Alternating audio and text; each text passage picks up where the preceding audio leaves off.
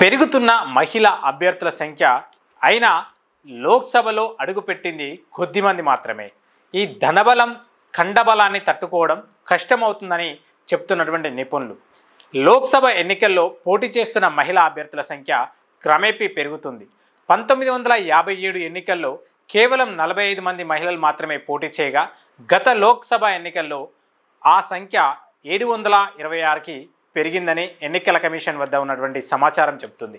అదే సమయంలో పార్లమెంట్లో మహిళా ప్రాతినిధ్యం కూడా పెరుగుతుందని 1957లో పార్లమెంట్లో 4.5% మంది మహిళలు మాత్రమే ఉండగా 2019లో వారి ప్రాతినిధ్యం 14.4%కి పెరిగింది.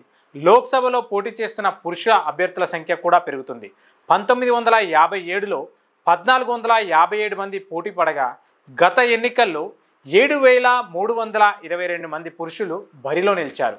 అంటే పురుష అభ్యర్థుల సంఖ్య 5 రెట్లు పెరిగితే మహిళా అభ్యర్థుల సంఖ్య ఏకంగా 16 రెట్లు పెరిగింది.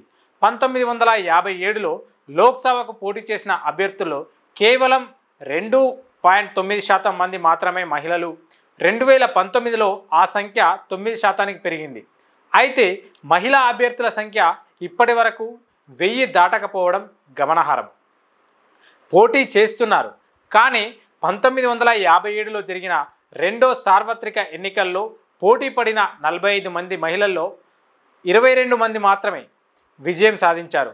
అప్పటి నుండి మహిళా అభ్యర్థులు విజేతల సంఖ్య తగ్గుతూ వస్తుంది. 2019 ఎన్నికల్లో పోటీ చేసిన 726 మంది మహిళల్లో కేవలం 78 మంది మాత్రమే, అంటే 10.74% మాత్రమే ఈ లోక్సభలో అడుగుపెట్టారు. పురుష అభ్యర్థుల విషయానికి వస్తే 1957లో 31.7% మంది గెలుపొందగా గత ఎన్నికల్లో కేవలం 6.4% మంది మాత్రమే విజేతలయ్యారు. పోటీ పడిన తర్వాత వారిలో విజేతలవుతున్న వారి సంగతి పక్కన పెడితే లోక్సభ ఎన్నికల్లో తలపడుతున్నటువంటి పురుష మహిళా అభ్యర్థుల సంఖ్య పెరుగుతూనే ఉంది. చట్టసభల్లో స్థానాలు మాత్రం అప్పటి నుండి అలాగే ఉన్నాయి. అంటే ఈ గణాంకాలను పరిశీలిస్తే భారతీయ ప్రజాస్వామ్యం పరిణితి చెందుతుందని, మహిళలు అధిక సంఖ్యలో ఎన్నికల ప్రక్రియలో పాల్పంచుకుంటున్నారని పొలిటికల్ శక్తి అనేటువంటి స్వచ్ఛంద సంస్థ సహా వ్యవస్థాపకుడు రాజకీయ విశ్లేషకుడు తారా కృష్ణస్వామి వ్యాఖ్యానించారు. పోటీ పడుతున్నటువంటి పురుషులు మహిళల మధ్య వ్యత్యాసం అధికంగా ఉంటుందని, మహిళలకు పోటీ చేసే అవకాశాలు తక్కువగా ఉండడమే దీనికి కారణమని నిపుణులు తెలిపారు.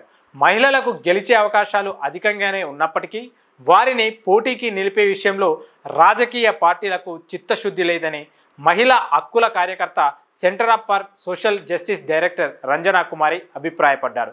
ఒకవేళ మహిళలకు టిక్కెట్లు ఇచ్చేందుకు పార్టీలు సముఖత వ్యక్తం చేసినప్పటికీ వారిని క్లిష్టమైన నియోజకవర్గాల్లో నిలుపుతున్నారని ఆమె చెప్పారు.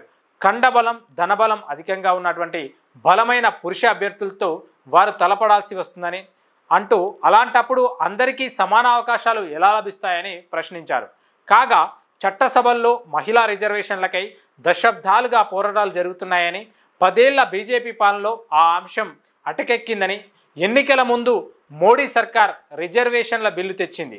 అయితే నియోజకవర్గాల పునర్విభజన జనాభా గణనల్లో లింకు పెట్టింది. దాంతో మహిళా కోటా అమలు కోసం మరికొన్ని సంవత్సరాలు నిరీక్షించాల్సి వస్తుంది. బీజేపీకి చిత్తశుద్ధి ఉంటే ఈ ఎన్నికల నుంచి అమలు చేయొచ్చు అని నిపుణులు అంటున్నారు.